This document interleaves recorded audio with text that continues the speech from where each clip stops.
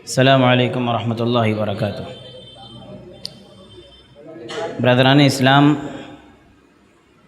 ہم تمام لوگ اس بات سے واقف ہیں کہ اس پروگرام کا آغاز مغرب بعد ہونا تھا، چونکہ تیز بارش کی وجہ سے اس میں تاخیر کرنا پڑا۔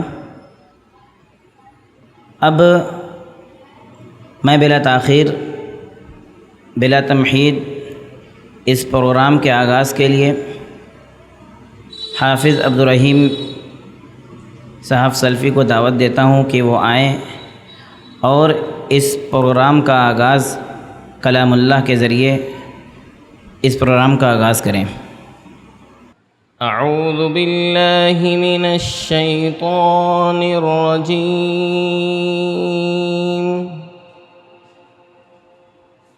بسم اللہ الرحمن الرحیم۔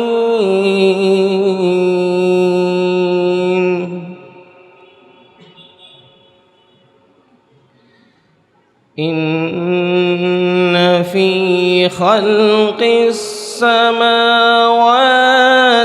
والارض واختلاف الليل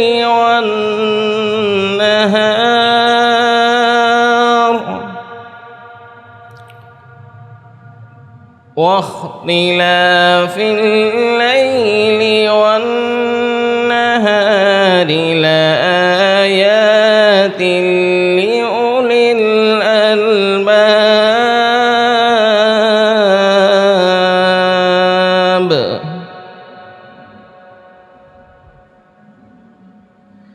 إن في خلق السماوات والأرض واختلاف الليل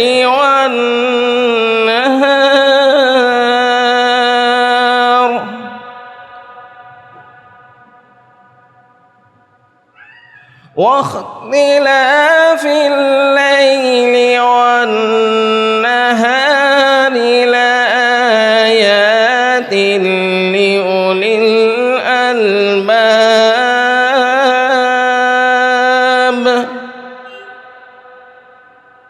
الذين يذكرون الله قياما وقعودا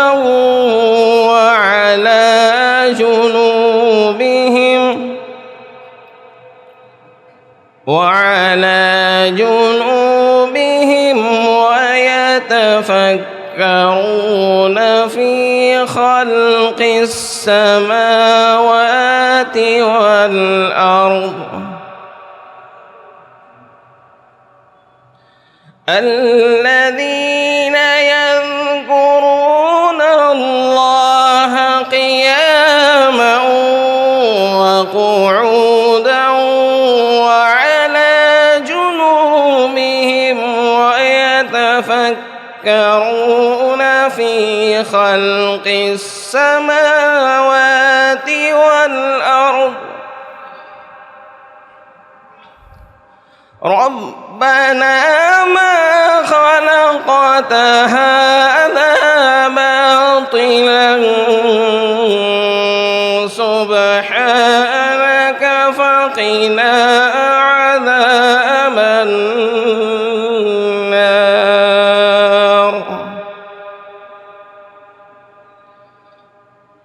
ربنا إنك من تدخل النار فقد أخزيته وما للظالمين من أنصار، ربنا إننا سمعنا مناديا ينادي للإيمان أن آمنوا بربكم ربكم فآمنا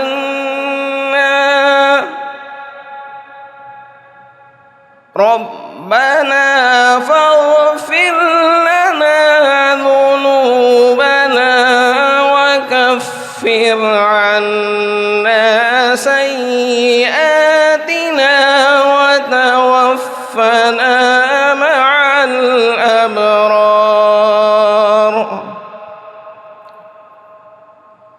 ربنا فاغفر لنا ذنوبنا وكفر عنا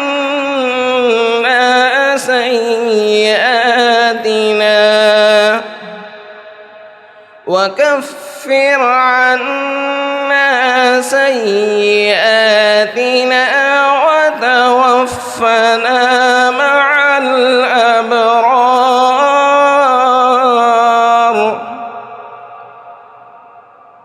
ربنا وآتنا ما وعدتنا على رسلك ولا تخزنا يوم القيامة إنك لا تخلف الميعاد ربنا وآتنا ما وعدتنا على رسلك ولا تخزنا يوم القيامة إنك لا تخلف الميعاد.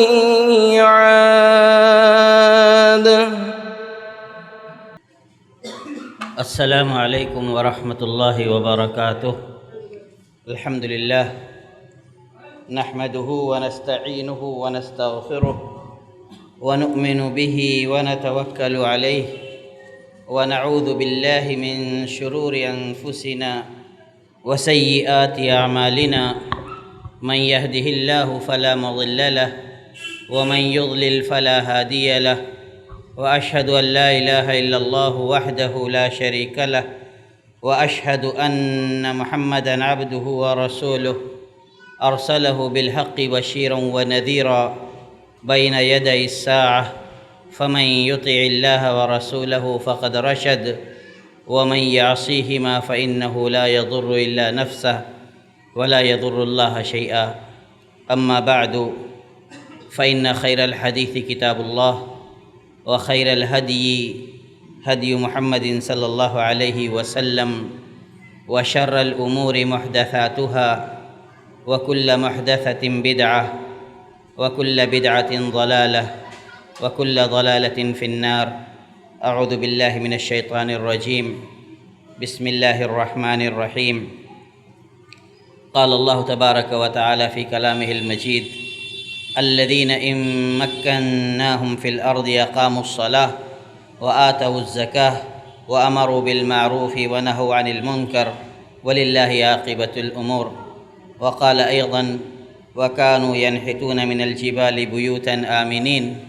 وقال أيضا: والله جعل لكم من بيوتكم سكنا وجعل لكم من جلود الأنعام بيوتا تستخفونها يوم ظعنكم ويوم إقامتكم ومن أصوافها وأوبارها وأشعارها أثاثا ومتاعا إلى حين.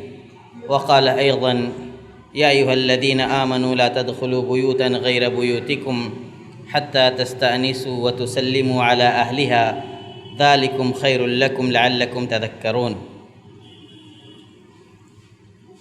محترم حاضرین، دینی ماؤں اور بہنوں، حاجی بشیر صاحب رحمۃ اللہ علیہ کے اس گھر میں آج بتاریخ 13 ستمبر سن 2025 کو اس گھر کی ترمیم اور تجدید کے بعد اس پروگرام کا انعقاد کیا گیا ہے، اور یہ بہت باسعادت موقع ہے کہ ہم اس موقع پر کچھ دین کی باتیں سنیں۔ میں نے چند آیت کریمہ خطبہ مسنونہ کے بعد آپ لوگوں کے سامنے تلاوت فرمائی۔ اللہ تبارک تعالیٰ ان آیات کے اندر اپنے نیک بندوں کی صفات بیان کرتا ہے کہ اگر ہم ان کو زمین میں قوت بخشیں تو وہ کیا کریں گے؟ جبر و تشدد، فساد اور بگاڑ، خونریزی نہیں، بلکہ اقاموا الصلاۃ، وہ نماز قائم کریں گے، وآتوا الزکاۃ، زکوٰۃ دیں گے، وامروا بالمعروف، بھلائی کا حکم دیں گے، ونہوا عن المنکر، برائی سے روکیں گے، اور معاملات کا انجام اللہ تبارک تعالیٰ کے ذمے ہے۔ اور اللہ تبارک تعالیٰ نے پچھلی امتوں کا تذکرہ کرتے ہوئے فرمایا کہ وہ لوگ بھی ایسے ویسے نہیں، اتنے طاقتور اور مضبوط تھے کہ پہاڑ تراش تراش کر اپنے لیے رہنے کے لیے پرامن اور مضبوط گھر بناتے تھے۔ اور اللہ تبارک تعالیٰ نے اس زمین کو اور اس کی تمام چیزوں کو جب بنی نوع انسان کے لیے مسخر کیا تو فرمایا واللہ جعل لکم من بیوتکم سکنا، اللہ نے تمہارے گھروں کو اطمینان کی جگہ بنائی، اور آپ کے لیے کچھ گھر جانوروں کے چمڑوں سے، کچھ ان کے اون سے، جس کو تم سفر کے وقت ہلکا پھلکا اٹھاتے ہو، اور تم اپنے اقامت کے وقت بھی ان کو استعمال کرتے ہو، اور کچھ جانوروں کے اون اور ان کے روؤں سے، ان کے بالوں سے تمہارے لیے گھر بنائے، جو کہ تمہارے ساز و سامان ہیں اور ایک وقت متعین کے لیے دنیاوی فائدے کی چیزیں ہیں۔ پھر آخری آیت میں نے استئذان کے تعلق سے پڑھی تھی کہ جس کا معاملہ بھی آج کل بہت سے گھروں میں بلکہ معاشرے میں ہی کچا ہے، لوگ جہاں چاہتے ہیں، جب چاہتے ہیں، بلا کسی کی اجازت کے اور بلا شرعی آداب کا خیال کیے چلے جاتے ہیں۔ گھر بنانے کے کچھ مقاصد ہوتے ہیں، گھر بنانے کے پیچھے کچھ حکمتیں کار فرما ہوتی ہیں۔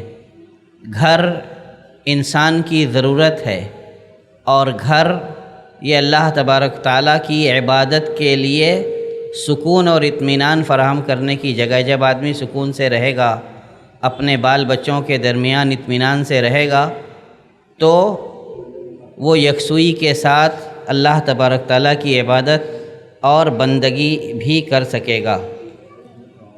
تعمیر کے یہی بنیادی مقاصد فقہا نے اپنی تصنیفات کے اندر شمار کرائے ہیں کہ تعمیر کا سب سے اولین مقصد اللہ کی عبادت اور بندگی کو یقینی بنانا ہو، اس میں اور کوئی مقصد کار فرما نہ ہو کہ دوسروں پر فخر و مباحات یا اپنی دولت کی نمائش یا پھر کوئی اور دنیاوی غرض و غایت شامل نہ ہو۔ اولین مقصد گھر کے تعمیر کی یہ ہو کہ پیچھے یہ ہو کہ ہم اس گھر میں سکون کے ساتھ رہ کر اللہ کی بندگی اور اس کی اطاعت و فرما برداری کریں گے۔ دوسرا مقصد، اور یہ بھی اسلام کے بنیادی مقاصد میں سے ایک ہے، کہ آدمی گھر اپنے اور اپنے اہل و عیال کی حفاظت اور ان کی ستر پوشی اور موسم کے سرد و گرم سے ان کی حفاظت کے لیے بنائے۔ اور اللہ تبارک تعالیٰ نے قرآن مجید کے اندر اس کی طرف اشارہ بھی فرمایا ہے۔ تعمیر کا حکم کیا ہے؟ تعمیر اپنی غرض و غایت کے اعتبار سے عام حالت میں تو جائز ہے کہ اگر آپ تعمیر رہنے کے لیے کروا رہے ہیں یا تجارت کی غرض سے کروا رہے ہیں تو وہ تعمیر جائز ہے، اور کبھی تعمیر کروانا مستحب ہوتا ہے، جیسے مساجد کی تعمیر، مدارس کی تعمیر اور ایسے اسپتال کی تعمیر جس میں مریضوں کا استعمال ہو، تو یہ مریضوں کا علاج ہو، تو یہ معاشرے کے فائدے کی چیزیں ہیں۔ تو خیر کو عام کرنا، اس سے اسلام نے کبھی منع نہیں کیا ہے۔ کبھی تعمیر حرام اور ممنوع ہوتی ہے، جیسے عام شاہراہوں کو گھیر لینا، چاہے وہ عارضی تعمیر ہو یا دائمی تعمیر ہو۔ عارضی تعمیر سے مراد کسی مناسبت سے راستوں کو روک کر کے اور اس کے اندر خوشی یا تقریب کا انعقاد کیا، جیسا کہ آج کل بہت سے موقعوں پر ہمارے مسلمان بھائیوں سے سرزد ہوتا ہے۔ اس کے لیے اگر بہت ضرورت قصویٰ ہے تو راہگیروں سے جن کا وہ راستہ ہو مفاہمت کر کے اگر ان کی رضامندی لی جائے تو ایسا کر سکتے ہیں، ورنہ عام راستوں کو بلا ضرورت گھیرنا یہ جو دوسروں کی تکلیف کا باعث ہو شریعت اسلامیہ میں کسی طور سے جائز نہیں۔ ایسے ہی بلا ضرورت اونچی عمارتیں تعمیر کرانا کہ جو ہماری رہائش اور ہماری ضرورت سے زیادہ ہوں تو وہ بھی اسلامی شریعت میں منع ہیں، یا ایسا اونچا گھر اور عالی شان گھر بنانا جو ہماری شہرت کا باعث بنے اور جس کی بنا پر ہم دوسروں پر فخر کر سکیں، تو ان ساری طرح کی تعمیروں سے اسلام نے منع فرمایا ہے۔ غور کیجئے حدیث جبریل پر اللہ کے رسول صلی اللہ علیہ وسلم کے پاس جب وہ آتے ہیں اجنبی شکل میں، بہت سی باتیں پوچھتے ہیں، ایمان کی، اسلام کی، احسان کی، اور اس کے بعد قیامت کی علامتیں پوچھتے ہیں۔ تو اللہ کے رسول صلی اللہ علیہ وسلم ان کو جو بتلاتے ہیں قیامت کی علامتیں، ان میں سے یہ ہوتی ہے کہ ان تلد الامۃ ربتہا، کہ لونڈی اپنی مالکہ جنے۔ علماء نے اس کا جو مفہوم بتلایا ہے وہ یہ کہ والدین کی اولاد نافرمانی کرے گی، اور یہ کہ آخری زمانے میں جنگیں بکثرت ہوں گی، اور جب عورتیں بک کر کے آئیں گی تو بچی اپنی والدہ کو خریدے گی اور اس کو پتہ نہیں ہوگا کہ یہ اس کی ماں ہے، اور اس طرح جو وہ عورت ہوگی وہ اپنی مالکہ کو ایک طرح سے جنم دے گی جو آگے جا کر خود اس کی مالکہ بنے گی۔ اللہ کے رسول صلی اللہ علیہ وسلم نے سعادت اور شقاوت کے چند معیار ایک حدیث کے اندر بیان فرمائے ہیں۔ حضرت سعد بن ابی وقاص رضی اللہ تعالیٰ عنہ حدیث کے راوی ہیں، فرماتے ہیں کہ اللہ کے رسول صلی اللہ علیہ وسلم نے فرمایا اربع من السعادہ، 4 چیزیں سعادت مندی کی نشانی ہیں، 4 چیزیں، اور ان میں سب سے پہلی چیز آپ نے شمار کرائی المرأۃ الصالحہ، نیک بیوی۔ نیک بیوی یہ انسان کے لیے اللہ کی بہت بڑی نعمت ہے۔ بیوی اگر نیک ہو تو وہ شوہر کو اللہ کی عبادت پر ثابت قدم رہنے میں مدد کرتی ہے۔ بیوی اگر نیک ہو تو وہ شوہر کی عزت و ناموس اور مال و دولت کی حفاظت کرتی ہے۔ بیوی اگر نیک ہو تو وہ بچوں کی اچھی تربیت کرتی ہے۔ بیوی اگر نیک ہو تو وہ شوہر کے رشتہ داروں کے ساتھ احسان و سلوک کرتی ہے۔ بیوی اگر نیک ہو تو وہ گھر کو جوڑ کر اور سنبھال کر رکھتی ہے، اور گھر کے اندر اپنی وجہ سے کسی طرح کے اختلاف اور نزاع کے ماحول کو پیدا ہونے نہیں دیتی۔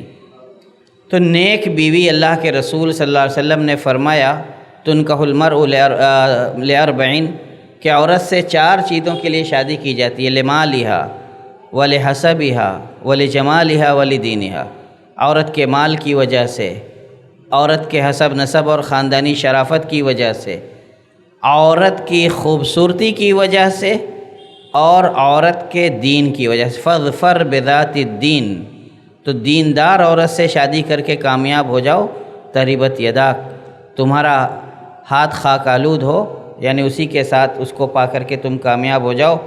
دوسری چیز اللہ کے رسول صلی اللہ علیہ وسلم نے اس حدیث کے اندر بیان فرمائی والمسکن الواسع، کشادہ گھر یہ انسان کی سعادت مندی کی نشانی ہے کہ اللہ تبارک تعالیٰ نے اس کے اوپر اپنا انعام کیا ہے اور اس کو کشادہ گھر سے نوازا ہے۔ آج معاشرے کی جو صورتحال ہے، ہم چھوٹے چھوٹے گھروں میں سمٹ کے رہ گئے، آنگنوں سے محروم ہو گئے۔ ہمارے پاس اتنی گنجائش نہیں کہ ہم گھروں میں آنگن رکھیں، تو چھوٹے چھوٹے تنگ گھروں میں رہنے کے لیے مجبور ہوئے۔ کشادہ گھر، کشادگی کا مطلب کیا ہے؟ کشادہ گھر جو اپنے رہنے والوں پر کشادہ ہو، کشادہ گھر جس کے ماحول کے اندر ہر ایک کو اپنے اندر سمونے کی کشادگی ہو، کشادہ گھر جس میں آ کر کے آدمی چین اور سکون محسوس کرے، کشادہ گھر جس کا ماحول اپنے اندر ہر چیز کی وسعت رکھتا ہو، اور اس گھر میں آ کر آدمی چین اور سکون محسوس کرے، اور اس گھر سے بلا ضرورت اس کو جانے کی ضرورت یا خواہش نہ ہو۔ کشادہ گھر جہاں آدمی اپنا وقت گزار کر کے محظوظ ہو اور خوشی محسوس کرے۔ حضرت عقبہ ابن عامر رضی اللہ تعالیٰ عنہ کو اللہ کے رسول صلی اللہ علیہ وسلم نے بہت ساری نصیحتیں کی تھیں، اس میں ایک نصیحت یہ بھی تھی کہ وَلْيَسِعَكَ بَيْتُكَ، کہ تمہارا گھر تمہارے لیے کافی ہو، کشادہ ہو، یعنی تم جب اپنے گھر میں رہو تو وہ گھر تمہارے لیے چین اور راحت اور سکون کا باعث ہو۔ اور تیسری چیز اللہ کے رسول صلی اللہ علیہ وسلم نے اس حدیث کے اندر بیان فرمائی کہ وَالْجَارُ الصَّالِحُ، نیک پڑوسی، اچھا پڑوسی، متعاون پڑوسی، آپ کا بہی خواہ پڑوسی، جو آپ کے ساتھ آپ کے خوشی اور غم میں شریک ہو، آپ کی خوشی پر خوش اور آپ کے غم پر غمگین ہو۔ وہیں اگر پڑوسی برا ہو تو انسان کا جینا دوبھر کر دیتا ہے، اس کی اذیتوں سے پریشان ہو کر کے انسان روز نہ روز کسی نہ کسی مشکل سے دوچار رہتا ہے۔ عرب کہتے ہیں کہ اختر الجار قبل الدار، کہ گھر سے پہلے پڑوسی اختیار کرو۔ اگر آپ کے پڑوسی اچھے ہیں تو آپ اپنے گھر میں چین اور سکون سے رہ سکتے ہیں۔ وہیں پڑوسیوں کے حقوق کا خیال رکھنا آپس میں باہمی، اور یہ تب ہوگا جب دونوں طرف سے خیر خواہی اور انسیت کا جذبہ موجود ہو۔ اور چوتھی چیز آپ نے فرمایا والمرکب الہنی، آسائش بھری سواری، آرام دہ سواری جس کے پاس میسر ہو، تو یہ چار چیزیں نیک بختی اور سعادت مندی کی علامت ہیں۔ اس کے برعکس چار چیزیں بدبختی کی بھی علامت ہیں۔ اللہ کے رسول صلی اللہ علیہ وسلم نے اسی حدیث کے اندر بیان فرمائی الجار السوء، برا پڑوسی روز آپ کے لیے مسائل کھڑے کرے، آپ کے آرام و آسائش میں خلل ڈالے، آپ کو اپنی باتوں سے، اپنے اعمال سے، اپنے کرتوتوں سے اور تمام طرح سے آپ کی زندگی دوبھر کر کے رکھ دے۔ تو برے پڑوسی سے آزمائش یہ بہت آدمی کو اپنے اندر مصروف رکھنے والی ہوتی ہے، آدمی اسی سے گھر کے رہ جاتا ہے۔ والمرأۃ السوء، بری عورت، بری عورت جو ہوتی ہے وہ اللہ کی ناشکر گزار ہوتی ہے، شوہر کی نافرمان ہوتی ہے، نعمتوں کی ناقدری ہوتی ہے۔ غور کیجئے، جب حاجر اور اسماعیل علیہ السلام کو ابراہیم علیہ السلام نے مکہ میں چھوڑ دیا، کچھ دنوں کے بعد اسماعیل علیہ السلام سے ملاقات کے لیے آتے ہیں، وہ کہیں باہر گئے ہوتے ہیں، بیوی سے گھر کے حالات پوچھتے ہیں۔ بیوی کہتی ہے بڑی تنگی ہے، کھانے پینے کا نہیں، بڑی مشکل سے گزر ہو رہی ہے۔ ابراہیم علیہ السلام سمجھ جاتے ہیں کہ یہ ناشکری عورت ہے، شوہر کے احسانات کی احسان فراموش ہے۔ کہتے ہیں ٹھیک ہے، جب اسماعیل آئیں تو ان کو میرا سلام کہنا اور کہنا اپنے گھر کی ڈیوڑی بدل دیں۔ چلے جاتے ہیں، اسماعیل علیہ السلام آتے ہیں، پوچھتے ہیں کوئی آیا تھا؟ بتلاتی ہے کہ ایک بزرگ آئے تھے، گھر کے ہماری زندگی کے بارے میں پوچھا، میں نے کہہ دیا بہت تنگی کی گزر رہی ہے۔ انہوں نے کہا کہ ان کو میرا سلام کہنا اور کہنا گھر کی ڈیوڑی بدل دیں۔ اسماعیل علیہ السلام نے اس کو طلاق دی، دوسری عورت سے شادی کی۔ ابراہیم علیہ السلام کچھ دنوں کے بعد پھر ملاقات کے لیے آئے، اب یہ نیک خاتون گھر میں موجود تھی۔ اسماعیل علیہ السلام کسی غرض سے باہر گئے ہوئے تھے، انہوں نے پھر پوچھا کہاں گئے؟ کہا کہ کھانے پینے کا انتظام کرنے باہر گئے ہیں۔ تو کہا کیسی گزری؟ کہ الحمدللہ بہت اچھی گزر رہی ہے، بہت پرسکون ہے ہماری زندگی، کوئی پریشانی نہیں ہے۔ ابراہیم علیہ السلام پھر کہتے ہیں ٹھیک ہے، جب اسماعیل آئیں تو ان کو میرا سلام کہنا، اور کہنا اپنی ڈیوڑھی ثابت رکھیں، جما کے رکھیں۔ تو بری عورت جو ہوتی ہے وہ گھر کو، شوہر تھکا ماندہ کام سے آیا، اب اس کو چند منٹ سستانے کے لیے، چین سے بیٹھنے کے لیے چاہیے، وہ اپنے شکایات کا دفتر کھول کے بیٹھ گئی، یہ نہیں ہے، وہ نہیں ہے، بچوں نے تنگ کیا، آپ کی ماں نے یہ کہا، آپ کے ابا نے یہ کہا، آپ کی بہن نے ایسے سلوک کیا، اور وہ پھر اس کے واویلوں کی انتہا نہیں۔ تو آدمی کا ذہنی سکون سب سے پہلے وہ عورت لے جاتی ہے۔ تو المرأۃ السوء، شقاوت اور بدبختی کی سب سے پہلی علامت یہ کہ آدمی بری عورت سے آزمایا جائے۔ والمرکب السوء، بری سواری، اور والمسکن الضیق، بری سواری جس پر آپ بیٹھیں تو وہ آپ کو لے کر اچھلے کودے، گرا دے، یا آج کے زمانے کی جو سواریاں ہیں چلے اور بند ہو جائے، خرابی ہو، یا جس پر بیٹھ کر آپ کو آرام نہ ملے اور جس کی وجہ سے آپ دوسری تکالیف میں مبتلا ہو جائیں۔ والمسکن الضیق، اللہ کے رسول صلی اللہ علیہ وسلم فرمایا کہ تنگ گھر یہ بھی بدبختی کی علامت ہے، کہ آپ کا گھر آپ کے اوپر تنگ ہو تو یہ بھی ایک طرح کی بدبختی ہے۔ تعمیر کے کچھ ضابطے ہیں، میں نے کچھ باتیں شروع میں بیان کی، اور کچھ چیزیں اور خیال رکھنی چاہیے۔ آج بہت سی چیزیں ایسی ہیں جن کے اندر شریعت کے ضوابط کی پابندی نہیں کی جاتی، اور ان چیزوں کے استعمال سے پہلے ان کے باکسوں پر یا ان کے جھلیوں پر، ان کے تھیلوں پر جو لکھا ہوتا ہے ان کو قاعدے سے پڑھ لیں۔ استعمال، جو تعمیر میں استعمال ہونے والے سامان ہوں وہ طاہر اور پاک ہوں، تاکہ ایسا نہ ہو کہ آپ کی تعمیر میں کسی نجس مادے کا استعمال ہو اور آپ ایک غیر شرعی کام کے انجانے میں مرتکب ہوں۔ ایک اور ضابطہ یہ ہے کہ گھر رہنے والوں کی پردہ پوشی کے لیے بنایا جائے، اور نہ کہ فخر و مباحت کے لیے، جیسا کہ میں نے شروع میں کہا۔ اور دوسرے، اس چیز میں بہت سے لوگ ملوث ہوتے ہیں، گھر دیگر غیر مسلم اقوام کی کسی دینی شعار کی مشابہت نہ رکھتا۔ اور دینی شعار کے لفظ میں خاص طور سے استعمال کر رہا ہوں کیونکہ دینی شعار میں مشابہت یہ سب سے زیادہ ایمان اور عقیدے کو برباد کرنے والی ہے۔ اب وہ چرچ کے گیٹ نما گیٹ لگا لینا، یا بہت سے لوگ دروازوں پر چرچ کی بیل لٹکا لیتے ہیں، گھنٹیاں بجتی ہیں۔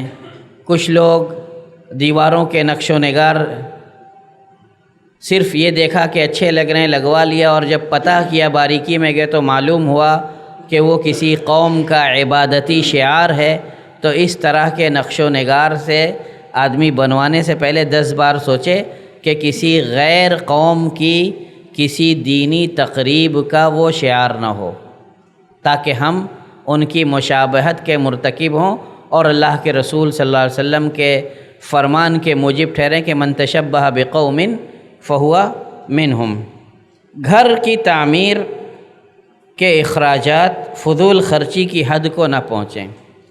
اللہ تبارک تعالیٰ نے فضول خرچوں کو شیطان کا بھائی کہا ہے، تو لہذا گھر بنوانے کے وقت اس چیز کا بھی خیال رہے کہ گھر ضرورت ہے، شوق نہیں، اور دنیا تعمیر کرنا یہ مسلمانوں کا شیوا نہیں۔ گھر ہماری ضرورت بھر پختہ ہو، مضبوط ہو، کشادہ ہو، اور اسلامی معاییر پر پورا اترتا ہو، لوگوں کے لیے آسائش والا ہو، سب کے لیے پردے کا سبب ہو، گھر کے لوگوں کی بے پردی نہ ہوتی ہے، اس سے اتنا کافی ہے۔ لیکن بہت مہنگی چیزیں کہ ہم لوگ آئیں تو دکھائیں، دیکھو ہماری ٹوٹیاں ایسی ہیں، ہماری ٹائل ایسی ہے، ہماری بیسن ایسی ہے، ہمارے گھر کے زینے پہ جو ماربل لگا ہے وہ فلاں جگہ کا ہے، جیسا کہ آج کرتے ہیں۔ تو اللہ کے رسول صلی اللہ علیہ وسلم نے حدیث جبریل میں یہی علامت بتائی تھی کہ وَأَن تَرَى الْعُرَاءَ الْحُفَاةَ، کہ کل جو لوگ بے سر و سامان تھے، ننگ دھڑنگ گھومنے والے، یتطاولون فی البنیان، وہ اونچی اونچی عمارتیں بنوانے میں ایک دوسرے پر فخر کریں، فضا کا من اشراطیہ، یہ بھی قیامت کی نشانی ہے۔ تو ہم دوسروں کی دیکھا دیکھی یا دوسروں کو نیچا دکھانے کے لیے گھر کی تعمیر کا مقصد ہمیشہ کبھی نہ رکھیں۔ ماضی کی اپنے معاشرے کی نظیریں ہیں کہ لوگوں نے حویلیاں بنوائیں اور داخل ہونے سے پہلے دائی اجل آ گئے اور گھر میں جانے سے پہلے ان کو اپنے دائمی گھر میں جا کے سونا پڑا، تو یہ بھی خیال رہے کہ گھر کے بنوانے میں ہم اتنا وقت نہ صرف کریں کہ رہنے سے پہلے ہم کہیں اور کے مکین ہو جائیں اور وہ گھر جب تک بن کے مکمل ہو تو وہ اوروں کے رہنے کی جگہ ہو، ہمارے رہنے کی نہ ہو۔ پچھلی بات جو میں نے کی اس کا ایک گوشہ یہ بھی ہے کہ گھر کے بنانے میں بہت تکلف سے کام نہ لیا جائے، اور تکلف سے میری مراد اب تک جو بات کہی اس سے تھوڑا سا ہٹ کے ہے۔ ایک صدری گیٹ کا میں نے ملاحظہ کیا اور اس پر یہ بات تب سے میرے ذہن میں تھی، آج جب فقہا کے اقوال میں یہ بات ملی تو مجھے اس کو بولنے کی تھوڑی سی ہمت ہوئی۔ کئی بار وہ ڈیزائن بنی اور وہ ٹوٹی، ان کے مرضی کی نہیں ہو رہی تھی۔ اللہ کے بندے وہی پیسہ کسی غریب کی کسی حاجت روائی میں لگا دیتے تو اس کا کتنا فخر اور فاقہ دور ہو گیا ہوتا۔ جتنی سیمنٹ آپ نے بنانے اور توڑنے میں برباد کی، کسی غریب کا چھپر چھا گیا ہوتا، اس کو سردی اور گرمی کی شدتوں سے نجات مل گئی ہوتی، بارش کی پریشانی سے اس کو راحت مل گئی ہوتی۔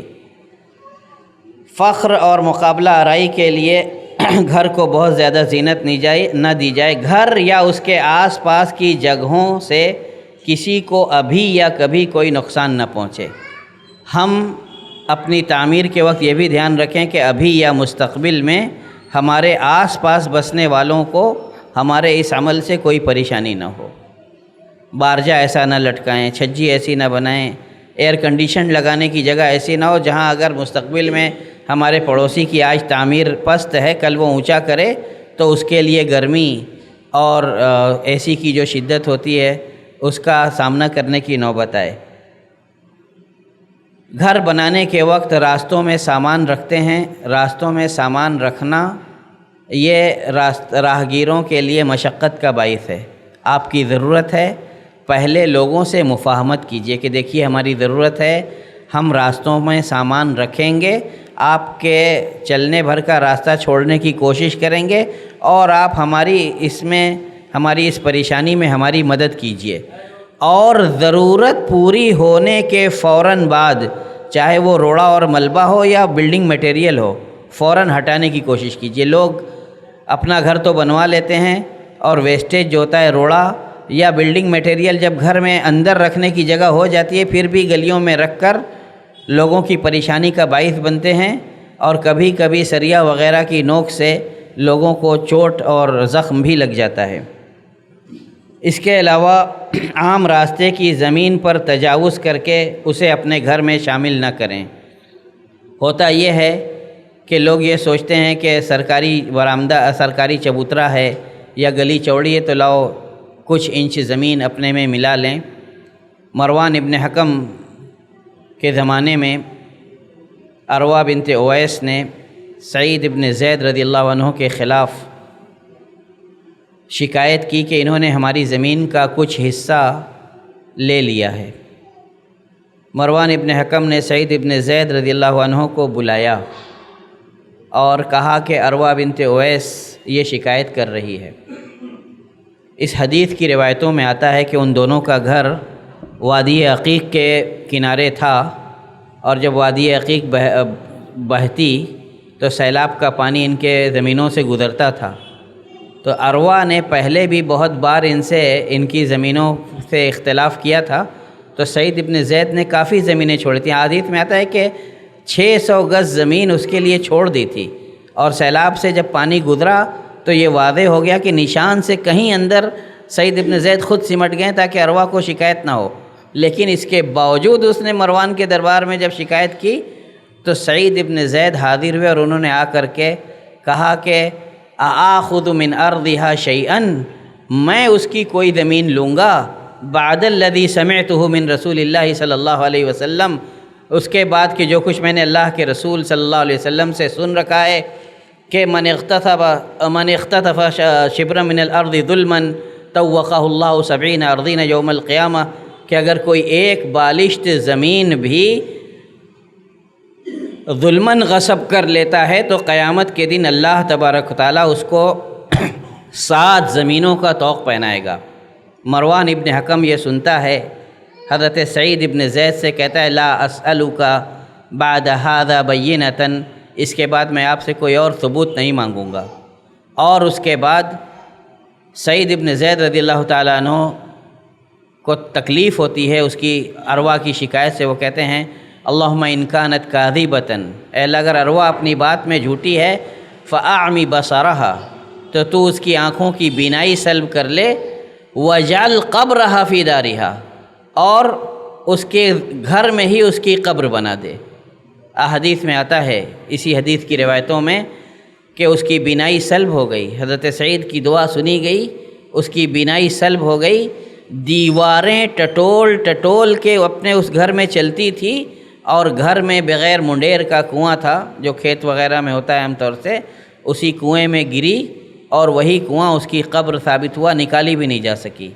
تو حضرت سعید کی دعا اللہ تبارک تعالیٰ نے سنی اور اس کا انجام وہی ہوا جو حضرت سعید نے دعا کی تھی، اور وہ اپنی بات میں جھوٹی تھی، تو اس کے جھوٹ کا اللہ تبارک تعالیٰ نے لوگوں پر پردہ فاش کیا کہ دیکھو جو لوگ غلط دعویٰ کرتے ہیں ان کا یہ انجام ہوتا ہے۔ یہ چند ضابطے تھے اور چند باتیں تھیں، چند آداب تھے گھر کی تعمیر اور گھر کی توسیع اور گھر کے بنانے کے سلسلے میں، جو میں نے آپ لوگوں کے سامنے رکھی۔ اللہ تبارک تعالیٰ اس گھر کے مکینوں کو دیندار اور اللہ کے دین پر ثابت قدم رہنے والا بنائے، ان کے آپسی تعلقات کو آپس میں ہمدردی اور خیر خواہی والا اور دین کی طرف ایک دوسرے کو راغب کرنے والا بنائے۔ اللہ تبارک تعالیٰ ان کے کاروبار میں برکت دے، ان کے گھر کو امن و سکون کا گہوارہ بنا دے، اور ان کے آپسی رشتوں کو مثالی بنا دے تاکہ دوسرے لوگ بھی ان کو دیکھ کر اسی جیسے۔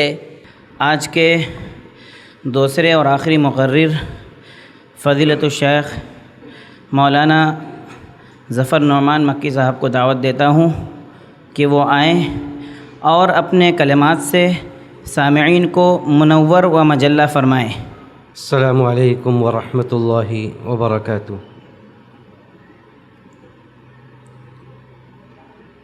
الحمد للہ نحمده ونستعینه ونستغفره ونعوذ باللہ من شرور انفسنا ومن سیئات اعمالنا، من يهده الله فلا مضل له ومن يضلله فلا هادي له، وأشهد أن لا إله إلا الله وحده لا شريك له، وأشهد أن محمدًا عبده ورسوله۔ يا أيها الذين آمنوا اتقوا الله حق تقاته ولا تموتن إلا وأنتم مسلمون۔ يا أيها الناس اتقوا ربكم الذي خلقكم من نفس واحدة وخلق منها زوجها وبث منهما رجالا كثيرا ونساء، واتقوا الله الذي تساءلون به والأرحام إن الله كان عليكم رقيبا۔ يا أيها الذين آمنوا اتقوا الله وقولوا قولا سديدا يصلح لكم أعمالكم ويغفر لكم ذنوبكم، ومن يطع الله ورسوله فقد فاز فوزا عظيما۔ أما بعد فإن خير الحديث كتاب الله، وخير الهدي هدي محمد صلى الله عليه وسلم، وشر الأمور محدثاتها، وكل محدثة بدعة، وكل بدعة ضلالة، وكل ضلالة في النار۔ فأعوذ بالله السميع العليم من الشيطان الرجيم۔ فبما رحمة من الله لنت لهم، ولو كنت فظا غليظ القلب لانفضوا من حولك، فاعف عنهم واستغفر لهم وشاورهم في الأمر۔ معزز حاضرین، بزرگوں، دوستوں، नौजवान साथियों, अज़ीज़ ख़वातीन इस्लाम, अभी आप लोगों ने एक घर, इस्लामी घर कैसे बने, एक घर के इस्लामी घर होने के लिए क्या ज़ाब्ते हैं, क्या शुरूत हैं, वो कौन सी तालीमात हैं जिन पर अमल पैरा होकर मुसलमान अपने घरों में सुकून व इत्मीनान पैदा कर सकते हैं, सुकून व इत्मीनान का माहौल पैदा कर सकते हैं। इन सारी बातों को आप लोगों ने सुना। मैंने आप लोगों के सामने चंद बातें रखने के लिए जो आयत करीमा मैंने पढ़ी, उस आयत करीमा का ताल्लुक़ अखलाक़ व किरदार की बुलंदी से है। अल्लाह रब्बुल इज़्ज़त वल जलाल ने नबी अलैहिस्सलातु वस्सलाम से ख़िताब करते हुए ये कहा कि अगर आप सख्त मिजाज होते, अगर आप बोल चाल में सख्ती से काम लेते, तो ये जो आपके इर्द गिर्द भीड़ है, जो आपके इर्द गिर्द लोग जमा हैं, आपके इस सख्ती की वजह से लोग आपका साथ छोड़ जाते हैं। अगर आप बातचीत में, आप लोगों के साथ तामुल में नरमी का मामला नहीं बरतेंगे तो अनकरीब है, या अगर नरमी का मामला नहीं करते तो मुमकिन था कि जो लोग आपके इर्द गिर्द हैं ये सारे लोग आपका साथ छोड़ जाते हैं। चूँकि हम जिस माहौल में रहते हैं, जिस समाज में हम रहते हैं, यहाँ अक्सर व बेशतर हालात में या अक्सर व बेशतर घरानों में जो निज़ाम चला आ रहा है, वो निज़ाम सही है या गलत है, ये एक अलग मसला है। लेकिन जो निज़ाम चला आ रहा है, जिस निज़ाम को हम निभा रहे हैं, जिस निज़ाम को हम बरत रहे हैं, वो मुश्तरका ख़ानदानी निज़ाम है, जिसमें एक बाप के अगर कई औलाद हैं, कई बेटे हैं, सब उस घर में रहते हैं। और जाहिर सी बात है कि एक साथ रहते हुए सारी उंगलियां बराबर नहीं है, सारी उंगलियां बराबर नहीं है। किसी के मिजाज को कोई चीज़ भाती है, किसी दूसरे के मिजाज को कोई दूसरी चीज़ भाती है। इसलिए आपस में बसा औक़ात वक्ती नाइत्तेफाक़ी या वक्ती इख्तिलाफ़ ये आइन मुमकिन है, वक्ती इख्तिलाफ़ ये आइन मुमकिन है। मैं जो बात रखना चाहता हूँ उसका ताल्लुक़ इसी से कि आदमी क्या कैसे ज़िंदगी गुजारे, वो अपने तामुल, अपने अखलाक़ व किरदार को किस तरह बना कर रखे कि वो सारे लोगों के बीच में रहे भी और हत्तल इम्कान इख्तिलाफ़ ना हो सके। देखिए, अंग्रेज़ी में एक लफ्ज़ हम लोग कहते हैं जिसे अरबी में कहा जाता है इग्नोर कर दीजिए, अंग्रेज़ी में कहते हैं इग्नोर कर दीजिए। अरबी में इमाम अहमद रहीमहुल्लाह का एक कौल है जिससे मैं बात आगे बढ़ाता हूँ। इमाम अहमद ने कहा कि अल-आफ़ियतु अशरतु अज्ज़ा, अगर आप आफ़ियत चाहते हैं तो उसके 10 हिस्से हैं। आफ़ियत के 10 हिस्से हैं और उसका 9 हिस्सा जो है, 9 हिस्सा तगाफुल में है। तगाफुल, बहुत सारी बातें हम समझते हैं, बहुत सारी बातें हम जानते हैं, उसके बावजूद हम नज़रअंदाज कर देते हैं। अगर आप अपने अंदर ये कैफियत पैदा कर लें कि आप बहुत सारी बातें जानते हुए भी नज़रअंदाज करना आप सीख जाएं, आप जान रहे हैं कि फ़लाँ आदमी हमारे साथ क्या कर रहा है, लेकिन उसके बावजूद आप आला अखलाक़ व किरदार का मुज़ाहरा करते हुए नज़रअंदाज कर दीजिए, तो ये बहुत सारी आने वाली मसाइब व मुश्किलात से आपको दूर रख सकता है। और इसी को अगर अरबी में हम कहें तो अल्लाह के रसूल सल्लल्लाहु अलैहि वसल्लम की सीरत तय्यबा में बहुत सारे इसके नमूने हैं, बहुत सारे इसके नमूने हैं। और अगर उसको ज़रा और वसी माना में लेकर जाया जाए तो उसका मतलब ये होगा कि अगर हम दूसरों के मशायर, दूसरों के जज्बात, दूसरों के फीलिंग से की कद्र करना सीख लें तो बहुत सारे मसाइब व मुश्किलात ऐसे ही ख़त्म हो जाएं। अगर हम दूसरों के बारे में वो सोचें जो हम अपने बारे में सोचते हैं, दूसरों के ताल्लुक़ से वो बातें, उन बातों पर गौर करें जो हम अपने ताल्लुक़ से सोचते हैं, जो बहुत सारे मसाइब व मुश्किलात, बहुत सारे इख्तिलाफ़ात ऐसे ही ख़त्म हो जाएं। अरबी में एक लफ्ज़ है जबरुल ख़वातिर। یعنی اگر آپ کو یہ محسوس ہو رہا ہے، اگر آپ یہ سمجھ رہے ہیں کہ آپ کی بعض باتوں سے لوگ رنجیدہ ہو سکتے ہیں، آپ کی بعض باتیں لوگوں کے لیے دل آزاری کا سبب بن سکتی ہیں، آپ کی بعض باتیں لوگوں کو رنجیدہ و کبیرہ خاطر کر سکتی ہیں، تو آپ اپنی ایسی باتیں اپنے پاس رکھیں۔ ضروری نہیں ہے کہ آپ بہت زیادہ کھرے بنتے ہوئے ساری باتیں ایسی بیان کریں جو باتیں لوگوں کے لیے دل آزاری کا سبب بنیں۔ بعض لوگوں کو یہ مغالطہ ہے کہ جو بھی باتیں ہیں، پہلا مغالطہ تو یہ کہ جو باتیں وہ سمجھتے ہیں، جو باتیں وہ کہتے ہیں وہی باتیں صحیح ہیں، اور اس کے علاوہ دنیا میں کوئی باتیں صحیح نہیں ہیں۔ اور دوسرا مغالطہ یہ کہ ہم جو کہہ رہے ہیں یہ حق ہے، اور حق کی گفتگو کرنے کی ہمیں اللہ نے اجازت دی ہے۔ معاف کیجیے ایسا حق، اور معاف کیجیے ایسی باتیں جو لوگوں کے لیے دل آزاری کا سبب بنے، ان باتوں کو بیان کرنے کا اختیار ہمیں اور آپ کو نہیں ہے۔ نبی علیہ الصلاۃ والسلام کی سیرت طیبہ سے میں چند نمونے پیش کروں گا، جس سے یہ ثابت ہوتا ہے کہ اللہ کے رسول صلی اللہ علیہ وسلم نے کتنا زیادہ لوگوں کے مشاعر، لوگوں کے جذبات اور لوگوں کے فیلنگ سے کی قدر کی ہے۔ آپ لوگوں کے بارے میں سوچتے تھے کہ ایسا نہ ہو کہ میری اس بات سے فلاں کو تکلیف ہو جائے، دیکھیے اللہ سبحانہ و تعالیٰ جبار ہے۔ جبار کا مطلب آپ یہی سمجھتے ہوں گے عام طور سے کہ جبار کا مطلب ہے بڑی طاقت والا، بڑا بلتر، بڑا بلند۔ دیکھیے عربی میں یہ عربی زبان کی اچھائی، یہ عربی زبان کی وسعت ہے کہ عربی زبان میں ایک لفظ بسا اوقات دو معنوں کے لیے آتا ہے۔ تو جبار کا مطلب جہاں بلتر اور بلند ہوتا ہے کہ اللہ جبار ہے، اور یہ قرآن و سنت کے متعدد مقامات پر یہ لفظ وارد ہوا ہے، اور جبار بلتر اور بلند کے معنی میں ہی ہے، طاقت و قوت والے کے معنی میں۔ لیکن جبر کا مطلب شکستہ دلوں کو جوڑنے کے معنی میں بھی آتا ہے، اور اسی لیے اللہ کے رسول صلی اللہ علیہ وسلم دو سجدوں کے درمیان جو دعا پڑھتے تھے، دو سجدوں کے درمیان آپ دعا کرتے تھے، جو دعا ہمیں عام طور سے یاد ہے اس کا لفظ یہ ہے کہ اللہم اغفر لی وارحمنی واہدنی وعافنی وارزقنی۔ یہ 5 لفظ آپ عام طور سے ہمیں اور آپ کو بچپن میں یاد کرایا گیا ہے، لیکن 2 لفظ اس میں اور بھی ثابت ہیں۔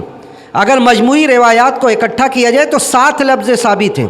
اللہم اغفر لی وارحمنی واہدنی وعافنی وارزقنی واجبرنی وارفعنی، یہ 7 الفاظ ہیں جو متعدد صحیح روایات سے ثابت ہیں۔ تو جو اس میں ایک لفظ اللہ کے رسول صلی اللہ علیہ وسلم جو دعا کرتے تھے، کہتے تھے اللہم اغفر لی وارحمنی، اللہ تو مجھے معاف کر دے، وارحمنی مجھ پر رحم فرما۔ اسی میں آپ آگے جا کر ایک لفظ کہتے تھے واجبرنی، اے اللہ میرے دلوں کو ہمیشہ ثابت قدم رکھ، میرے دلوں کو ہمیشہ حوصلہ دے، کوئی ایسا معاملہ نہ ہو کہ میرا دل ٹوٹ جائے، کوئی ایسا معاملہ نہ ہو۔ تو اللہ کے رسول صلی اللہ علیہ وسلم کی سنت مبارکہ یہ تھی کہ آپ خود بھی یہ دعا کرتے تھے، اور آپ نے یہ دعا بھی سکھلائی اور مسلمانوں کو یہ تعلیم بھی دی کہ لوگوں کے مشاعر کا، لوگوں کے جذبات کا احساس اپنے اندر پیدا کیجیے، اس کی قدر کیجیے۔ آپ صرف ایک خود ساختہ صحیح بننے کی کوشش نہ کیجیے کہ آپ جو کہہ رہے ہیں، آپ جو سوچ رہے ہیں وہی صحیح ہے، باقی ساری دنیا غلط ہے ایک طرف۔ اور اللہ سبحانہ و تعالیٰ کے کلام پر اگر آپ غور کریں گے تو اللہ سبحانہ و تعالیٰ نے انبیاء کے دلوں کا بھی احساس رکھا ہے، انبیاء کے دلوں کا بھی خیال رکھا ہے۔ حضرت موسیٰ علیہ الصلاۃ والسلام نے اللہ سے اس کی رویت کا مطالبہ کیا، کہا کہ اللہ میں آپ کا دیدار چاہتا ہوں۔ اللہ نے کہا کہ دنیا کی یہ گنہگار آنکھیں میرا دیدار نہیں کر سکتی۔ اللہ نے کہا کہ دنیا کی آنکھیں میرے دیدار کی متحمل نہیں ہو سکتی۔ حضرت موسیٰ علیہ الصلاۃ والسلام کو وقتی طور سے ایک رنج ہوا کہ میں نے اللہ سے ایک مطالبہ کیا اور میرا یہ مطالبہ دھرا کا دھرا رہ گیا، مجھے اللہ کی رویت اور دیدار نصیب نہیں ہوا۔ اللہ نے کیا کہا؟ اللہ نے فوراً ڈھارس بندھایا، فوراً حوصلہ دیا اور کہا کہ موسیٰ آپ اپنا وزن سمجھیے کہ آپ کو ہم نے کن کن چیزوں سے نوازا ہے۔ کہا کہ یا موسیٰ انی اصطفیتک علی الناس برسالاتی وبکلامی، موسیٰ آپ وہ ہیں جس کو ہم نے اپنی رسالت کے لیے منتخب کیا ہے، وہ بھی کلامی، آپ کو ہم نے خود سے کلام کرنے کا شرف دیا ہے۔ یا موسیٰ انی اصطفیتک علی الناس، میں نے لوگوں پر آپ کو منتخب کیا ہے، آپ معمولی آدمی نہیں ہیں، آپ کو میں نے منتخب کیا ہے لوگوں پر، آپ سے میں نے ہم کلام ہوا ہوں میں آپ سے۔ فخذ ما آتیتک وکن من الشاکرین، تو آپ کو ہم نے جو دیا ہے آپ وہ لے لیجئے اور شکر گزار بن جائیے۔ دیکھیے موسیٰ علیہ الصلاۃ والسلام کو اگر آپ آیات کا سیاق و سباق دیکھیں گے تو موسیٰ علیہ الصلاۃ والسلام نے جب مطالبہ کیا کہ اللہ کی رویت اور اللہ کا دیدار ملے، جب نہیں ملا تو اللہ نے تسلی دی، کہا کہ موسیٰ آپ اپنا وزن سمجھیے کہ آپ کو بہت کچھ ملا ہے۔ ان کے دل کو حوصلہ دیا گیا ذرا اور آگے بڑھیے. نبی علیہ الصلوۃ والسلام جب مکہ سے نکلنے لگے، مکہ کوئی معمولی جگہ نہیں تھی. مکہ سے جب آپ نکلنے لگے، مکہ سے نکلتے وقت بہت زیادہ تکلیف ہوئی آپ کو. مکہ سے نکلنا گویا کہ آپ اپنے پیچھے اپنا سارا بچپن اور اپنی جوانی چھوڑ کر آپ مکہ میں جا رہے تھے. ایک ایک مکہ کی گلیاں، مکہ کی یہ صبح و شام سب آپ چھوڑ کر جا رہے تھے. آپ نے مکہ سے جب آپ نکلنے لگے، آپ ایک جگہ چڑھ کر جہاں سے خانہ کعبہ نظر آ رہا تھا، آپ نے وہاں چڑھ کر مکہ کو مخاطب کیا اور کہا کہ واللہ انک لاحب الارض الی اللہ، اے مکہ تو سب سے محبوب سرزمین ہے اللہ کے نزدیک، اور تو اللہ کے نزدیک سب سے بہتر سرزمین ہے. لو لم یخرجونی ما خرجت من، اگر یہ مکہ والے مجھے نکالتے نہ تو میں نکلتا نہیں، اگر مکہ کے لوگ مجھے نکالتے نہیں تو میں نہیں نکلتا. یعنی اللہ کے رسول صلی اللہ علیہ وسلم اپنے غم کا اظہار کر رہے تھے کہ یہاں اے مکہ تجھے چھوڑنا یہ معمولی بات نہیں ہے. آپ نے اپنے غم کا اظہار کیا اور کہا کہ یہاں سے نکلنا میرے لیے بڑی تکلیف کا سبب ہے. اللہ نے آپ کو تسلی دی. ابھی آپ مدینہ کے راستے میں تھے، مدینہ کے راستے میں تھے، اللہ نے آیت نازل کی اور کہا کہ ان الذی فرض علیک القرآن لرادک الی معاد، کہ جس ذات نے قرآن کا نزول آپ کے اوپر کیا ہے، جس نے قرآن کو نازل کیا ہے، وہ آپ کو آپ کے معاد کی طرف لوٹا دے گا. مفسرین نے ذکر کیا کہ اس سے مراد یہ ہے کہ ایک وہ وقت آئے گا کہ مکہ کی یہ سرزمین جہاں سے آپ کو نکالا گیا ہے، اسی سرزمین میں آپ کو فتح و نصرت کے ساتھ واپس بھیجا جائے گا، اسی سرزمین میں آپ کو عزت و وقار کے ساتھ لوٹایا جائے گا.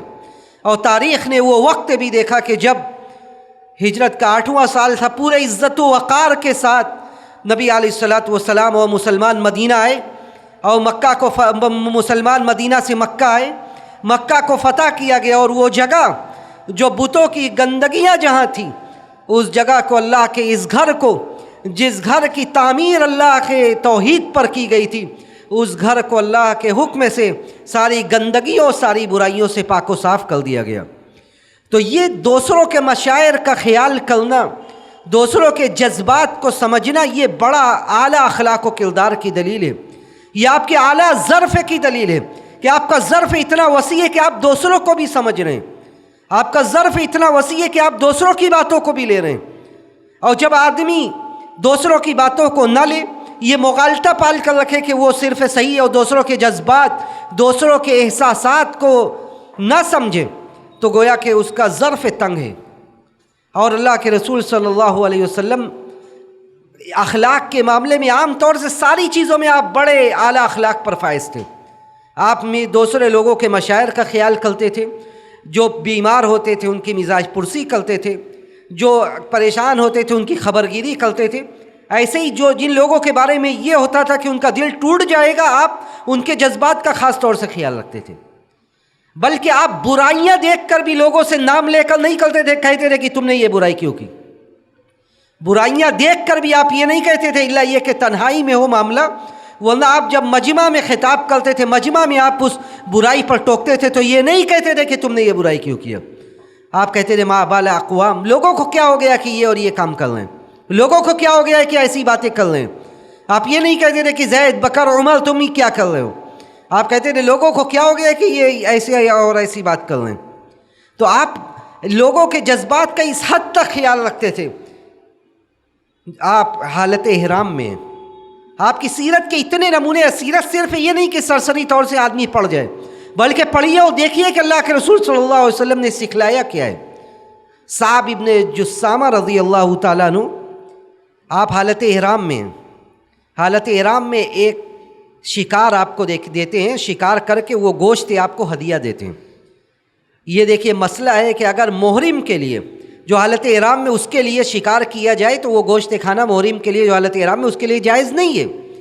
اللہ کے رسول صلی اللہ علیہ وسلم کو وہ گوشت دیتے ہیں، اللہ کے رسول صلی اللہ علیہ وسلم لوٹا دیتے ہیں. لوٹا دیتے صحابی رسول کا چہرہ اتل جاتا ہے، صحابی رسول کا چہرہ اتل جاتا ہے. اللہ کے رسول صلی اللہ علیہ وسلم بلاتے ہیں انہیں اور کہتے ہیں کہ لسنا برد علیک ولکننا حرم، ہم تمہارا ہدیہ لوٹانے والے نہیں تھے، ہم تمہارا لوٹاتے نہیں، لیکن ہم حالت احرام میں اس لیے ہم نے تمہارا ہدیہ لوٹا دیا۔ آپ نے فوراً چہرہ پڑھ لیا کہ اس بندے کا دل ٹوٹ گیا کہ میں نے اس کا ہدیہ لوٹا دیا۔ آپ نے کہا کہ دیکھو میں تمہارا ہدیہ لوٹاتا نہیں، لیکن ہم چونکہ حالت احرام میں یہ مسئلہ ہے کہ ہمارے لیے چونکہ تم نے شکار کیا تھا اس لیے ہم نے لوٹا دیا اور ہم اسے نہیں کھا سکتے، معذرت۔ تو آپ نے ایک معمولی سی چیز، آپ کو ہدیہ دیا جائے، آپ کو اختیار ہے لینا لیں، لیکن سامنے والے کو تکلیف ہو سکتی ہے۔ اللہ کے رسول نے فوراً آ کے بلا کر وضاحت کی، کہا دیکھو میں تمہارا ہدیہ صرف اس لیے لوٹایا ہوں کیونکہ ہم حالت احرام میں۔ اللہ کے رسول صلی اللہ علیہ وسلم اس حد تک لوگوں کے مشاعر کا، لوگوں کے جذبات کا خیال کرتے تھے۔ حضرت جابر رضی اللہ تعالیٰ عنہ، حضرت جابر رضی اللہ تعالیٰ عنہ وہ صحابی ہیں جو مکثرین بھی روایہ ہیں، جن سے زیادہ حدیثیں روایت 1000 سے زیادہ۔ حضرت جابر رضی اللہ تعالیٰ عنہ ایک وقت ایسا آتا ہے کہ اللہ کے رسول صلی اللہ علیہ وسلم کے پاس آتے ہیں بڑے رنجیدہ، بڑے غمگین۔ اللہ کے رسول کہتے ہیں یا جابر ما لی اراک منکسر القلب، جابر کیا ہو گیا ہے؟ میں دیکھ رہا ہوں کہ تم بالکل پریشان حال ہو، بڑے غمگین ہو، کیا ہو گیا ہے تمہیں؟ کہا کہ استشہد ابی وترک عیالا ودینا، کہا کہ اللہ کے رسول میرے ابا کا انتقال ہو گیا ہے اور میرے ابا جاتے جاتے میرے ابا کے اوپر بڑا قرض تھا، قرض بھی چھوڑ کے گئے اور بڑی لمبی چوڑی ان کے پیچھے فیملی ہے۔ حضرت جابر نے کہا کہ میرے ابا کا انتقال ہوا ہے، قرض بھی ان کے اوپر بہت تھا اور بڑی لمبی چوڑی فیملی ہے گھر میں، اور کوئی کمانے دھمانے والا نہیں ہے، بڑی پریشانی کا وقت گزر گیا ہے۔ اللہ کے رسول صلی اللہ علیہ وسلم پر قربان جائیے، فداہ ابی و امی، آپ نے کس بہترین الفاظ میں، کن بہترین الفاظ کے ساتھ حضرت جابر کو حوصلہ دیا اور تسلی دی۔ کہا کہ جابر کیا میں تمہیں وہ بات نہ بتلاؤں، افلا ابشرک بما لقی اللہ بہ اباک، اے جابر کیا میں تمہیں وہ بشارت نہ دوں جو تمہارے ابا کو ملی اللہ کے یہاں؟ کیا تمہیں میں وہ بات نہ بتلاؤں جو تمہارے ابا کی نوازش ہوئی اللہ کے دربار میں؟ حضرت جابر کہتے بلا یا رسول اللہ، اللہ کے رسول ضرور بتلائیے کیا ہو گیا ایسا؟ کہتے ہیں کہ امام نہدن، اللہ کے رسول کہتے ہیں کہ جابر یہ سنو کہ جو بھی ہوئے، جو بھی اللہ تعالیٰ اگر اس سے ہم کلام ہوتا ہے تو ترجمان کے واسطے سے یا تو پردے کے پیچھے سے، الا اباک کلم اللہ کفاہن، سوائے تمہارے ابا کے کہ اللہ نے ان سے روبرو گفتگو کی۔ اور یہ ان کے ابا کا، محدثین کہتے ہیں کہ یہ ان کے ابا کی کرامت یا ان کے ابا کی خصوصیت تھی۔ غالباً ان کے ابا کا نام، ان کے والد کا نام عمرو بن حرام تھا۔ کہتے ہیں کہ یہ عمرو بن حرام کی خصوصیت تھی کہ اللہ تعالیٰ نے ان سے روبرو بغیر کسی آڑ کے ان سے کلام کیا۔ تو اللہ کے رسول صلی اللہ علیہ وسلم نے معاملے کو، حضرت جابر نے اپنی جو شکایت کی، حضرت جابر کے اس سوال کا جواب دینے کے بجائے فوراً ایسی بات بیان کی کہ حضرت جابر خوش ہو جائیں۔ آپ نے کہا کہ تم یہاں قرض کا اور اپنے لمبی چوڑی فیملی کا رونا رو رہے ہو، تمہارے ابا کی نوازش اللہ نے ایسے کی ہے کہ جو سارے لوگوں کو اللہ سبحانہ و تعالیٰ پردے کے پیچھے سے ان سے خطاب کرتا ہے، اگر کرتا ہے، اور یہاں تمہارے ابا سے اللہ ڈائریکٹ خطاب کر رہا ہے اور کہہ رہا ہے، آپ کے ابا سے اللہ نے کہا کہ تمنی بما اوتیک، تمنا کرو جو بھی چاہو، جو چاہو تمنا کرو میں تمہیں دوں گا۔ حضرت جابر خوش ہو جاتے ہیں، پوچھتے ہیں کہ میرے ابا نے کیا تمنا کی؟ کہا کہ اللہ کے رسول صلی اللہ علیہ وسلم نے کہا کہ جابر، آپ کے والد نے کہا کہ اے اللہ مجھے دوبارہ زندگی دی۔ یہ صحابہ کی قربانیاں دیکھیے، ان کے دل کا احساس دیکھیے۔ کہتے حضرت جابر کے والد نے کہا کہ اللہ مجھے دوبارہ زندگی دیجیے، میں دوبارہ تیری راہ میں شہید ہونا چاہتا ہوں، میں دوبارہ تیری راہ میں شہید ہونا چاہتا ہوں، مجھے شہادت کی موت دیجیے تاکہ میں دوبارہ دنیا میں جاؤں اور دوبارہ دنیا میں جا کر میں لوگوں کو بتلاؤں کہ شہادت کا مقام کیا ہے۔ اور اسی موقع پر اللہ نے یہ آیت نازل کی کہ وَلَا تَحْسَبَنَّ الَّذِينَ قُتِلُوا فِي سَبِيلِ اللَّهِ أَمْوَاتًا، کہ جو لوگ اللہ کے راہ میں شہید ہو گئے تم انہیں مردہ نہ سمجھو۔ تو حضرت جابر رضی اللہ تعالیٰ عنہ کی کو تسلی اللہ کے رسول صلی اللہ علیہ وسلم نے کس طرح دی، معاملے کو ڈائیورٹ کر دیا۔ کہا کہ جابر تم یہاں قرض لے کر بیٹھے ہوئے، تمہارے ابا کس مقام پر پہنچ گئے۔ تو اللہ کے رسول صلی اللہ علیہ وسلم اس طرح لوگوں کی مزاج پرسی کرتے تھے۔ ایک صحابی آتے تھے اللہ کے رسول کے ساتھ نماز پڑھتے تھے۔ مسجد کس لیے بنائی گئی ہے؟ مسجد میں باجماعت نماز کا اہتمام کرنے کی ترغیب اور تلقین کیوں کی گئی ہے؟ تاکہ ہم دوسروں کو دیکھیں کون آ رہا ہے کون نہیں آ رہا ہے، ایک دوسرے سے روابط بڑھیں۔ اور اسی لیے صحابہ اکرام کہتے ہیں کہ جو لوگ نہیں آتے تھے، مسجد کے قریب ہونے کے باوجود مسجد میں حاضر نہیں ہوتے تھے، ان کے بارے میں ہم یہ سمجھتے تھے کہ ان کے دلوں میں نفاق کا مرض آ چکا ہے۔ ابراہیم نخعی کہتے تھے کہ جو ہمارے زمانے تک جو لوگ مسجد میں نہیں آتے تھے، اسانا بہ الظن، ہم ان سے بدگمانی میں پڑ جاتے تھے۔ تو یہ کیوں تھا؟ اللہ کے رسول صلی اللہ علیہ وسلم نے یہ سکھلایا کہ سب کے بارے میں دیکھا جائے، کون مسجد میں آ رہا ہے کون نہیں آ رہا ہے۔ کہا کہ ایک صحابی آتے تھے، اچانک آنا بند کر دیے، اللہ کے رسول نوٹس کرتے تھے کون آ رہا ہے کون نہیں آ رہا ہے۔ آپ نے پوچھا کہ فلاں آدمی مسجد میں برابر حاضر رہتے تھے، اب کیوں نہیں دکھ رہے ہیں؟ تو صحابہ اکرام نے کہا کہ اللہ کے رسول، وہ جو آدمی آتے تھے ان کے ساتھ آپ ایک بچے کو دیکھتے تھے اور ان کے اس بچے کا انتقال ہو گیا ہے، ان کے اس بچے کا انتقال ہو گیا ہے۔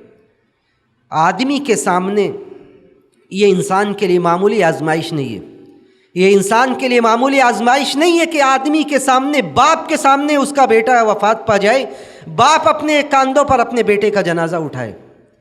بیٹے کا انتقال ہو گیا، باپ ٹوٹ گیا، گھر میں رہنے لگا، مسجد میں حاضر نہیں ہوتا تھا۔ اللہ کے رسول صلی اللہ علیہ وسلم اس آدمی کے، اس صحابی کے گھر تک جاتے ہیں، پوچھتے ہیں کیا معاملہ ہو گیا؟ رونے لگتے، کہتے ہیں کہ میرا بیٹا فوت ہو گیا، میرے بیٹے کا انتقال ہو گیا۔ اللہ کے رسول صلی اللہ علیہ وسلم ان سے کیا بہترین جملے کے ذریعے آپ ان کو تسلی دیتے، کہتے ہیں کہ آپ کو زیادہ کیا پسند ہے؟ آپ یہ بتلائیے کہ آپ کو زیادہ کیا پسند ہے؟ آپ کو زیادہ یہ پسند ہے کہ آپ کا بیٹا ایک لمبی زندگی آپ کے ساتھ گزارتا، آپ اس کے ساتھ خوشی کی زندگی گزارتے، یا آپ کو زیادہ یہ پسند ہے کہ کل قیامت کے دن جب آپ جنت میں جانے لگے تو جنت کے ہر دروازے کے باہر آپ کا وہ بیٹا ملے جو بچپن میں فوت ہو گیا ہے؟ آپ کو زیادہ کیا پسند ہے کہ کل جب جنت میں آپ کا دخول ہو تو آپ سے پہلے آپ کا بیٹا جنت کے دروازے پر کھڑا ہوا ہو، آپ کے استقبال کے لیے وہ وہاں پہ موجود ہو؟ کہتے ہیں صحابی رسول رونے لگتے ہو، کہتے ہیں اللہ کے رسول، مجھے زیادہ یہ پسند ہے کہ مجھ سے پہلے میرا بیٹا جنت میں جائے، مجھ سے پہلے میرا بیٹا جنت میں جائے اور کل وہ میرے استقبال کے لیے جنت میں کھڑا رہے۔ اللہ کے رسول صلی اللہ علیہ وسلم نے کہا کہ انشاءاللہ تمہارا یہ بیٹا تم سے پہلے جنت میں جائے گا اور تمہارا استقبال کرے گا جنت کے ہر دروازے پر۔ یہ نبی علیہ الصلوۃ والسلام کا اسلوب تھا، لوگوں کے فیلنگس کی قدر کرتے تھے آپ، لوگوں کے حالات کا، لوگوں کے جذبات کا، لوگوں کے احساسات کے بارے میں خود بھی سوچتے تھے کہ لوگ کس حالات سے دوچار ہیں، لوگوں کے دل میں کیا چل رہا ہے، لوگوں کے اوپر کیسے حالات سے لوگ گزر رہے ہیں، اور اسی حساب سے لوگوں کی مزاج پرسی کرتے تھے، لوگوں کو تسلی دیتے تھے۔ اور یہ یاد رکھیے کہ مصائب و مشکلات کے وقت آپ کے تسلی کے دو بول ہمیشہ تا حیات یاد رہ جاتے ہیں۔ مصائب و مشکلات کے وقت تسلی کے دو بول تا حیات یاد رہ جاتے ہیں۔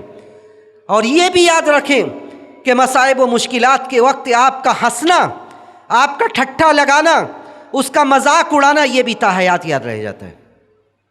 اما عائشہ رضی اللہ تعالیٰ عنہ کے اوپر جب تہمت لگائی گئی، یہ معمولی مسئلہ نہیں تھا، تاریخ کا یہ ایسا تاریک باب ہے، یہ ایسا سیاہ باب ہے کہ ام المومنین پر تہمت لگائی گئی زنا کی تہمت کسی عام بندی پر نہیں، کسی عام عورت پر نہیں، ام المومنین پر لگائی گئی، اور اچھے بھلے کچھ لوگ بھی اس میں شامل ہو گئے۔ معاملہ یہاں تک پہنچا کہ ام المومنین حضرت عائشہ رضی اللہ تعالیٰ عنہ اپنے والد گرامی ابو بکر کے گھر چلی جاتی ہیں، کہتی ہیں، خود بیان کرتی ہیں کہ دو رات اور ایک دن میں مسلسل روتی رہی، 2 رات اور 1 دن میں مسلسل روتی رہی، میرا رونا رک ہی نہیں رہا تھا، میرا آنسو بند ہی نہیں ہو رہا تھا۔ کہتی ہیں اسی درمیان ایک عورت آتی ہے اور آ کر میرے بغل میں بیٹھ جاتی ہے۔ وہ عورت کچھ نہیں کرتی ہے، لیکن وہ عورت جب انہیں روتا ہوا دیکھتی ہے، ایک انصاریہ روتا ہوا انہیں دیکھتی ہے، آ کر ان کے بغل میں بیٹھ جاتی ہے اور انہیں صرف دلاسا اور تسلی دیتی ہے۔ اما عائشہ جب بھی واقعہ عفق کو بیان کرتی تھی، جب بھی اس قصے کو بیان کرتی تھی کہ میرے ساتھ کیا ہوا، اس عورت کے اس احسان کو انہوں نے فراموش نہیں کیا، اس عورت کے اس احسان کو وہ بھلا نہیں سکی کہ ایسے وقت میں اس نے مجھے تسلی دی تھی، میرے پاس آ کر مجھے سہارا دیا تھا۔ تو یہ یاد رکھے کہ تسلی دینا، لوگوں کی مزاج پرسی کرنا، لوگوں کے فیلنگس کی قدر کرنا، یہ بڑے اعلیٰ ظرف کی دلیل ہے۔ اللہ کے رسول تو بچوں کو نہیں چھوڑتے تھے، ہم یہاں بڑوں کی ہمیں فکر نہیں ہے۔ رسول اللہ بچوں کو نہیں چھوڑتے تھے، اگر کسی بچے کو غمگین دیکھ لیتے تھے اس کے پاس بھی کھڑے ہو جاتے تھے کہ کیا ہو گیا تمہیں، حضرت انس کہتے ہیں کہ میرا بھائی تھا جو چھوٹے سے پرندے سے کھیلا کرتا تھا، پرندہ مر گیا، بچہ غمگین رہنے لگا۔ اللہ کے رسول پوچھتے حضرت انس سے کہ کیا ہو گیا تمہارے بھائی کو؟ کہتے وہ پرندہ جس سے کھیلا کرتا تھا فوت ہو گیا، مر گیا وہ۔ اللہ کے رسول اس کے پاس آتے ہیں، ان کے بھائی کے پاس، کہتے ہیں یا ابا عمیر ما فعل النغیر، کیا ہو گیا تمہارے اس پرندے کو؟ یعنی اللہ کے رسول صلی اللہ علیہ وسلم اس بچے کی دل جوئی کرنا چاہتے ہیں کہ بچہ غمگین ہے، اس کے غم کو دور کیا جائے۔ یہاں ہم کسی کو غمگین دیکھ لیں تو ہمیں موقع مل جاتا ہے بات بنانے کا ادھر ادھر باتیں پھیلانے کا۔ یہ کتنا فرق ہو گیا نبی علیہ الصلوۃ والسلام اور صحابہ اکرام کی زندگی میں اور آج مسلمانوں کی زندگی میں۔ تو آپ یہ یقین رکھیں، خلاصہ کلام یہ ہے، ان ساری باتوں کا یہ ہے کہ ہم جس طرح اپنے بارے میں سوچتے ہیں اسی طرح دوسروں کے بارے میں بھی سوچیں، اور بہت ساری باتوں کو اگر ہمیں سماج میں رہنا ہے، اگر ہمیں کئی لوگوں کے بیچ میں رہنا ہے تو بہت ساری باتوں کو نظر انداز کرنا پڑے گا، اور یہ اپنے بارے میں بھی یہ سوچنا پڑے گا کہ ہمیشہ ہم ہی صحیح نہیں ہوتے۔ اور امام احمد کا وہ قول اپنی جگہ بالکل سچ ہے اور صحیح ہے کہ اگر آپ عافیت سے رہنا چاہتے ہیں تو بہت ساری چیزوں کو نظر انداز کیجیے، اور لوگوں کے مشاعر، لوگوں کے فیلنگ سے کی قدر کیجیے، اور یہ بھی یقین رکھیے جس آیت سے میں نے بات شروع کیا تھا کہ اگر زیادہ بد کلامی کریں گے، زیادہ بڑھ کر بولیں گے، زیادہ بدسلوکی کریں گے تو ایک وقت ایسا آئے گا کہ آپ اکیلے رہ جائیں گے، آپ کے ساتھ کوئی نہیں رہے گا۔ بس زبان نہیں تھی، آپ اس طرح بات نہیں کرتے تھے کہ دوسروں کو تکلیف پہنچے۔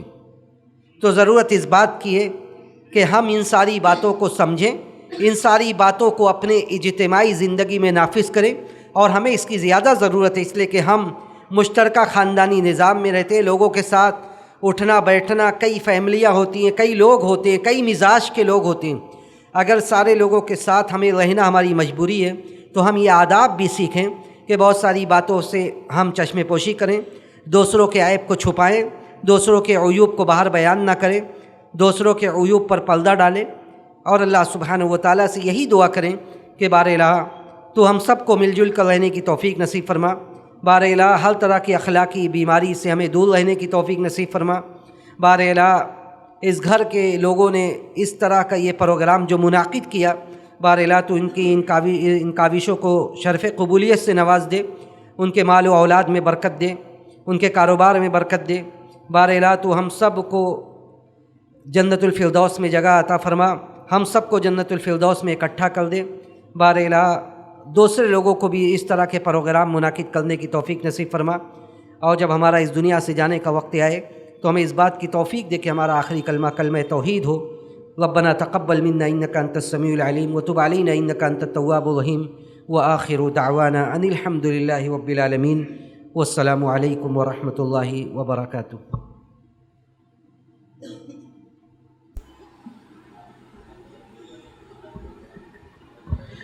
شکراً، جزاک اللہ احسن الجزا۔ برادران اسلام، آخر میں اللہ تبارک و تعالیٰ سے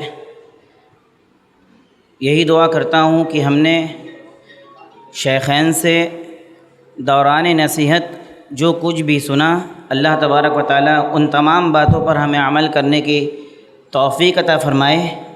خاص طور سے ہم نے مومنین کی جو بہترین صفات، بہترین کوالٹیز کو سنا، ان اوصاف کو اپنے اندر پیدا کرنے کی پوری کوشش، پوری توفیق دے اس بات کی کہ ہم ان کوالٹیز کو، ان اوصاف کو اپنے اندر پیدا کریں اور اپنے اخلاق کو اچھا بنائیں۔ اللہ تبارک و تعالی ہم تمام لوگوں کی مغفرت فرمائے، ہم تمام لوگوں کے گناہوں کو معاف فرمائے۔